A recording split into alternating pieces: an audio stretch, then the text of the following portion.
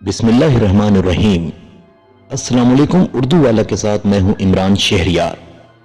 حضرت حسان بن ثابت رضی اللہ تعالی عنہ بارگاہ رسالت کے پہلے نعت خواں صحابی حضرت حسان بن ثابت رضی اللہ تعالی عنہ۔ حسان بن ثابت رضی اللہ تعالی عنہ انصار مدینہ میں سے قبیلہ خزرج کی شاخ بنو نجار میں سے تھے۔ آپ 563 عیسوی میں یثرب میں پیدا ہوئے۔ ہجرت مدینہ کے وقت آپ کی عمر تقریباً 60 برس تھی۔ حضور اکرم صلی اللہ علیہ وآلہ وسلم کو آپ سے اس قدر محبت تھی کہ آپ کے لیے مسجد نبوی میں منبر بچھواتے اور اصحاب کی محفل میں آپ سے اشعار سنتے۔ یہ وہ شرف ہے جو کسی صحابی کے حصے میں نہیں آیا۔ آپ نے یثرب کے شہری ماحول میں پرورش پائی۔ وہاں شعر و شاعری کے تذکرے عام تھے۔ آپ کا ذوق شاعری کے مطابق تھا۔ شعر کہنا شروع کیا۔ اپنے قبیلے کا جوش و جذبہ بڑھانے کے لیے شعر کہتے اور بہت جلد نامور ہو کر اشر اہل المدر کہلائے۔ حضری شعراء میں تو کوئی ان کا مد مقابل نہ تھا۔ بدوی شعراء سے بھی تعلق رہتا اور شعری مبازرت کا کوئی موقع ہاتھ سے نہ جانے دیتے۔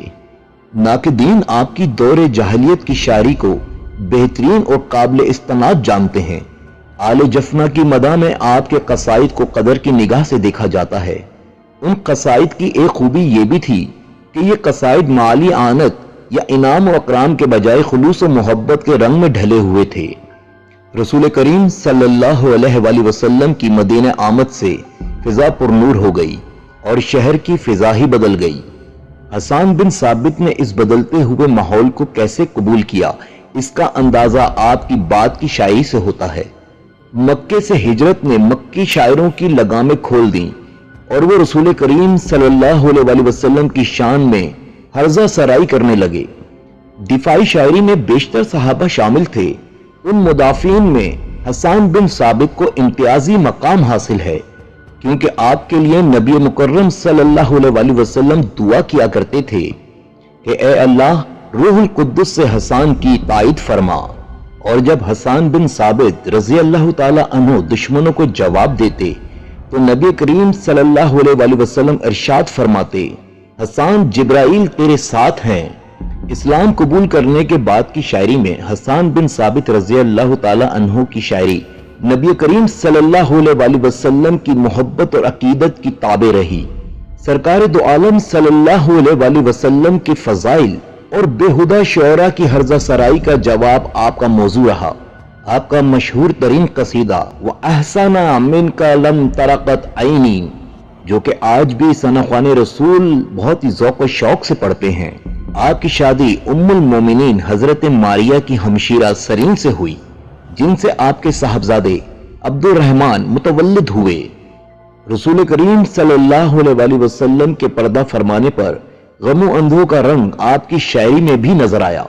آپ نے دلگداز مرثیے لکھے۔ آپ نے 674 عیسوی بمطابق 54 ہجری میں وفات پائی۔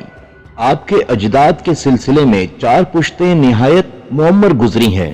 عرب میں کسی خاندان کی 4 پشتیں مسلسل اتنی طویل العمر نہیں مل سکتی۔ حرام جو حسان بن ثابت رضی اللہ تعالی عنہ کے پردادا تھے، انہوں نے 120 سال کی عمر پائی تھی۔